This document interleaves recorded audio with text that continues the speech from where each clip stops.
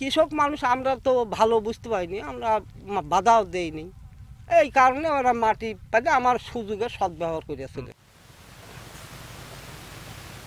সিরাজগঞ্জের তারাস উপজেলার কুন্দল গ্রামের সত্তরঊর্ধ্ব আলতাফ হোসেন কুন্দল কাটাখালের পাশে তার ফসলি জমি। আবহাওয়া অনুকূলে থাকায় এবার ভালো ফলনের আশায় ছিলেন তিনি, কিন্তু স্বপ্নের ফসল ঘরে তোলার আগেই তার যেন আশায় গুড়ে বালি। খাল খননের মাটিতে চাপা পড়ে নষ্ট হয়ে গেছে সোনার ফসল। চাপা পড়া ফসল থেকে মাটি সরিয়ে বারবার সেগুলো দেখাচ্ছিলেন আলতাফ।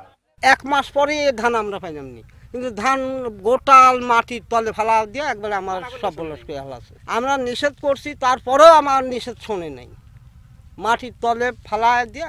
আমরা কৃষক মানুষ তো বুঝি না কীভাবে এটা। আমরা বলতেছে আমার সরকার আমার পাঠাচ্ছে, সরকারের উন্নয়নের জন্য আমরা এই জায়গায় মাটি ফেলাচ্ছি।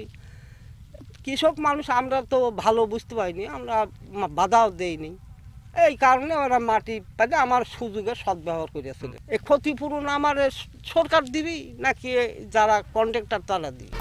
1, 2, 3 ঢাকায় জমি জিতে নিন 100% ক্যাশব্যাক সহ 20 কোটি টাকার পুরস্কার।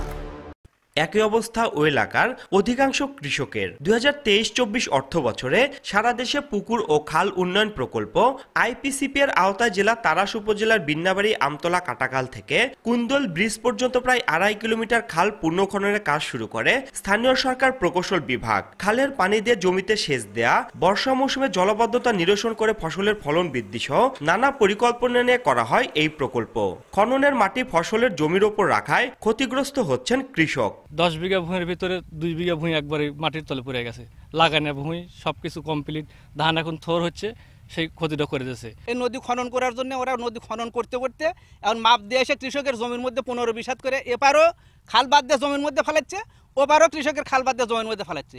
কৃষক তাদেরকে নিষেধ করার পরও তারা শুনতেছে না। আমরা যাই এখানকার ইঞ্জিনিয়ার, তাকে আমরা ডাক দিয়ে নিয়ে আসছিলাম, উনি বললো যে তোমরা জমির মধ্যে দিও না, কৃষকের কোনো ফসলের ক্ষতি করো না। কিন্তু তারা ইঞ্জিনিয়ারের কথা না শুনে এরা রাতে রাতে মাটি কেটে একবার জমি নষ্ট করে মানুষের ফসল নষ্ট করে দিচ্ছে। পানি বাড়ানোর কোনো জায়গা নাই, তারপর মানুষ চলাফেরার কোনো জায়গা নাই। কচু আসলে দুনিয়ার কচু আসলে মনে করেন হল কচু আর বাই করা সম্ভব নাই। ওই জন্যে আপনার কাছে আমার দাবি, মনে হয় ক্ষতিটা যে করেছে এই ক্ষতিপূরণ চাই। ঠিকাদারি প্রতিষ্ঠানের পক্ষে ছাপাই গিয়ে কৃষকদের ক্ষতির কথা স্বীকার করেন স্থানীয় সরকার প্রকৌশল বিভাগের উপজেলা প্রকৌশলী। দেন আলোচনা করে সমস্যা সমাধানের আশ্বাস। ডিজাইন এস্টিমেট করা আছে যে কতটুকু ডেপথ হবে, এর বাম কতটুকু হবে, উইথ কতটুকু হবে, রেফারেন্স লাইন যেটাকে বললেন আপনার 14টা রেফারেন্স লাইন আছে, রেফারেন্স লাইন ধরে এটা পোস্ট মেজারমেন্ট করা হবে। তারপরে ঠিকাদারকে আমরা বিল পেমেন্ট করব বা অন্যান্য তাকে এখান থেকে রিলিজ করব। কিছুটা ক্ষতি হয়েছে, সাময়িকভাবে কিছুটা হয়েছে আর কি। বললামই তো যে একটা উন্নয়ন করতে গেলে আপনি যদি একটা জায়গায় যদি আপনি পুকুর খনন করতে চান, সে জায়গায় মাটি তুলতে হবে না, সে মাটিটা নিয়ে তো আরেক জায়গায় রাখবেন। সে জায়গায় তার মানে ঠিক এ জায়গায় গর্ত করতেছেন, ও জায়গায় উঁচা করতেছেন। হতে পারে, কিছুটা হতে পারে আর কি, সেটা আলোচনা সাপেক্ষে ব্যবস্থা নেওয়া যাবে আর কি, যদি সেরকম থাকে। 1, 2, 3 ঢাকায় জমি জিতে নিন 100% ক্যাশব্যাক সহ 20 কোটি টাকার পুরস্কার। 14টি রেফারেন্স বেড ব্লক ও 14টি টেম্পোরারি বেঞ্চ মার্ক সহ প্রায় 2.5 কিলোমিটার এই খান খননের প্রকল্প ব্যয় ধরা হয়েছে প্রায় 1,96,25,000 টাকা।